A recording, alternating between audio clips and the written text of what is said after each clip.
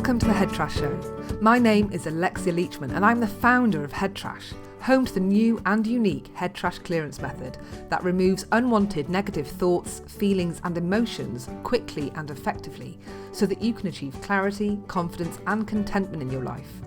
My goal with this podcast is to teach you how to create some headspace by helping you to unpick what's blocking you and sharing some tips and how-tos for clearing it. Tune in every week as I share simple strategies to help you to achieve confidence and clarity in your life and business.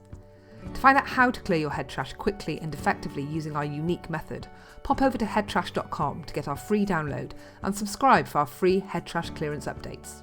And now for the show.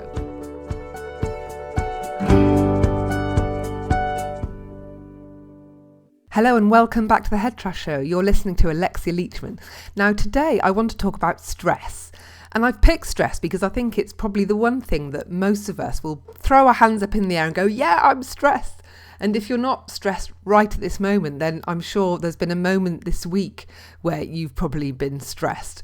And I guess some of you might even be saying, I'm always stressed. So I figured that stress would be a really, really good place to start because going forward in future episodes, I will be unpicking head trash and helping you to understand a little bit more about what's actually going on with certain stuff that affects you, because often it's just such a cloudy mess of what's going on in our heads that we can't even see the wood for the trees. And just unpicking it can help to give you like loads of clarity so that you can at least start working your way through it, right? So I thought I'd start with stress because that's one that I'm sure that lots of people can identify with. Now, but the one thing to think about with stress, as with a lot of emotional states that we experience, is that there's a lot going on for us when we're going through that. And so in the first instance, you've got a lot of stuff happening in your head. So you might have a little voice going, oh my God, I'm so stressed. Oh my God, my work is stressing me out, or whatever it is that it's stressing you out. But you'll also be experiencing something in your body, because if you weren't experiencing that body response, then you might not really think that you're stressed. Because let's face it, if you were sitting nice and relaxed in a chair, or leaning back and breathing nice and slowly, that isn't a very typical stress response. Whereas when you feel sick in your stomach and you've got tension in your shoulders and you're sweaty, you've got sweaty palms and you've got a tension headache, you put all that together and you think, I'm stressed. So the stress response is made up of this mind stuff that's going on, as well as the body stuff that's happening to you as well. And it's those two things together that really let you know that you're stressed. And so when you do experience that, this is when you need to take action. Now, a lot of people sort of, they get the tension headache and they just reach for a paracetamol or an ibuprofen. And that is wrong. That is not what you're meant to do. What you're meant to do is just try and understand what is going on for you, because it's only when you start to understand it and address it that it'll start to go away. By just putting a sticking plaster there, such as a paracetamol tablet, is not going to make your stress go away. In fact, you're just adding toxins to your body by doing that, and that's not going to be good for you in the long term. So the better route is to start unpicking this stress. So that's what I want to try and help you with today, or at least begin that, because it is a big thing to untangle, and I want to sort of make this easy for you to understand so you can start sort of unpicking it yourself. So I'd like to sort of just share with you first of all how I look at stress, and certainly why I look at it in this way, and how it's sort of come about because of my own experience of clearing my own mountain of stress. And let me sort of put a little caveat in here. What I mean by I've reduced my stress is the life situations that happen around me aren't necessarily going away that stress me out, but what has changed is how I'm responding to those life situations. So things that used to stress me out like crazy before, they just don't. And that's the thing, is if things just stop stressing you out, things are still going to happen to you. You're still going to experience stressful events and events in your life and come across people that sort of annoy you or wind you up or you don't agree with. But the trick is changing how you respond to that. Because if you can respond to those events and situations in a calm manner, then you're basically not going to get stressed. And so you're able to act a lot more calmly, confidently, probably make better decisions in that moment, as opposed to sort of suddenly getting all wound up, emotional, feeling sick in your stomach, reaching for the paracetamols and not really being able to think clearly and probably respond in the best best way for everybody involved in that moment. And so that's what I want to sort of help you achieve, is sort of learning or moving to a place where now those stressful events that happen in the world around you won't be stressful in the future. They might still happen, but they won't stress you out. So I hope that kind of clarifies that bit for you. But moving on to what is stress really? Well, think about what stresses you in your life right now, and maybe you might want to get a piece of paper or your iPad or some way of recording this, because it would be really useful for you to just totally just brainstorm and just write everything down that winds you up, annoys you, stresses you, makes you cry, makes you scream, makes you swear, all that stuff that really starts making your blood boil. And I guess some of you might actually need quite a few pieces of paper, because there's a lot, right? And it might be a little bit overwhelming and a bit like, oh no, I'm in such a state when you're writing this stuff out, thinking, I've got so much to clear, how am I possibly going to move past this stress? But believe me, it is possible. And writing all this down is such a great place to start.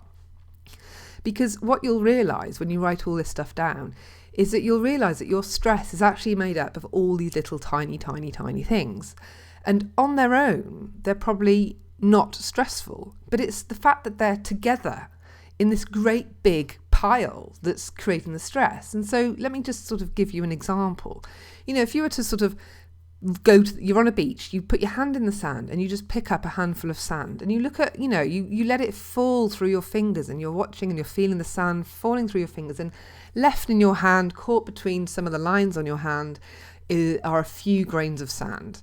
Now, those little grains of sand don't feel like much. They're not very heavy. In fact, you could brush them off really, really easily.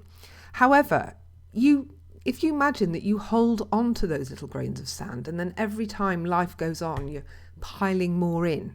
And before you know it, you're lugging around this great big bag of sand. Now, how heavy is sand? And how much of a pain would it be to be carrying around? Even a shopping bag full of sand will weigh a ton. And so the thing about stress is it's the accumulation of all these tiny things that on their own probably are just a little minor, they just, like a grain of sand caught down your sock or in your shoe would be a little bit annoying. But a whole bag of sand in your shoe you wouldn't be able to walk, right? And that's what's going on. You really need to just start breaking down and just picking off these individual grains of sand, as it were. And that's what those grains of sand are, of all those things that you're writing down on your piece of paper. So I hope you are writing stuff down on a piece of paper, or at least make a promise to yourself to do that after you've listened to me talk about stress, which hopefully won't stress you out. And so really what stress is this, if you imagine like you have a measuring jug and, you're pouring, let's stick with the sand, you're pouring the sand in, and then on your measuring jug on the side, you've got the first level, which says stress. And then life carries on, life continues, you're not clearing it, you're not dealing with it, you're basically burying your head in the sand, excuse the pun, and more stuff piles in. And instead of experiencing stress, you're then going to start moving on to experiencing anxiety, which is a bit like stress on steroids. Everything just cranks up a level, and your body really starts getting involved with how you might be responding to all these things around you. You might start experiencing things like panic attacks. You might be falling into addictive patterns such as smoking and drinking. Stress just sort of picks up a whole new level. And so what you want to be doing really is preventing that build-up in the first place by addressing all the little tiny bits. And so when you come across things that can help you with stress, sure, you can manage that state in the moment, and you can help to alleviate that by maybe exercising or talking to somebody to think things through, or whatever it is that helps you to cope with stress. But ultimately, what you really want to do is just get rid of it. Right, and that's what I'm about. I can't be bothered with this sort of keeping it at bay thing. I'd much rather just get rid and then move on. Life is too short to be carrying around all this stressful stuff. Okay, let's just get rid of it, move on, and enjoy life and be happy. That's the goal, right? So identify all this tiny little stuff and then just pick it off gradually. And so, when you find courses or whatever it is that help you reduce stress, to sort of try and deal with this big cloud of stress in one go is just really hard, and it's a bit nebulous. So you really do need to sort of home in, and that's going to be individual for everybody. Everybody's going to have their own list of gripes of things that really wind them up. And so to sort of deal with stress in a global capacity like that, or in a sort of group way, makes it quite hard, because what stresses one person out won't stress another person out, right? Because we're all unique, we're all different, we've all had very different life experiences and very different upbringings.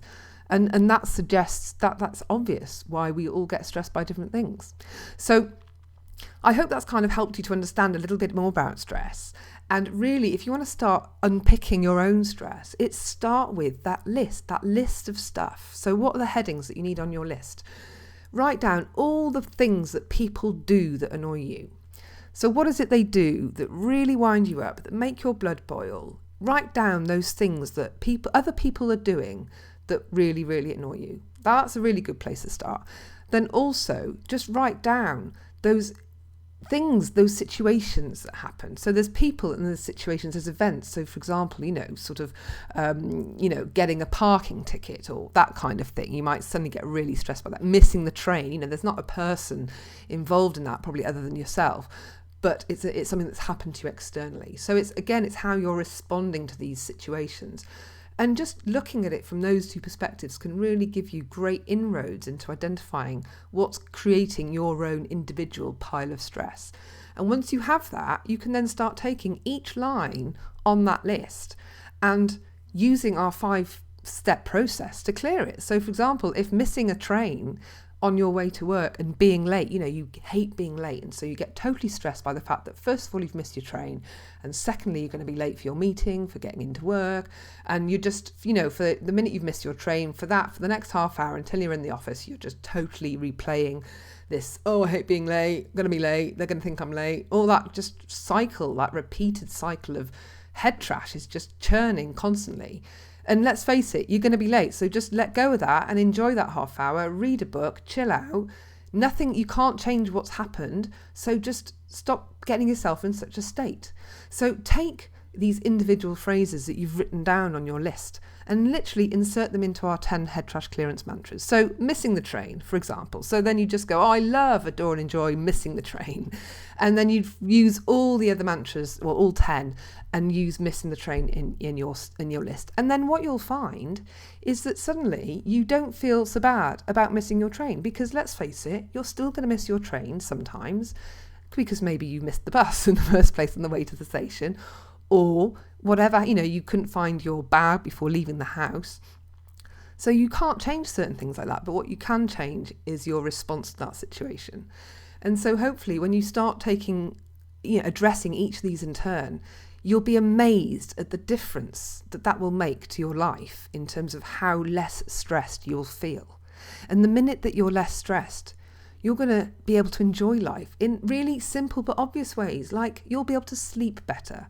All that stuff that stresses you out will not be playing over in your head so much, because you won't be stressed about it. You'll be neutral about it. And sleeping better will mean that you'll be healthier, you'll look better, you'll be thinking better the next day, you won't be so grouchy. These are really obvious sort of improvements that a lot of people only dream of, just being able to have a decent night's sleep, right?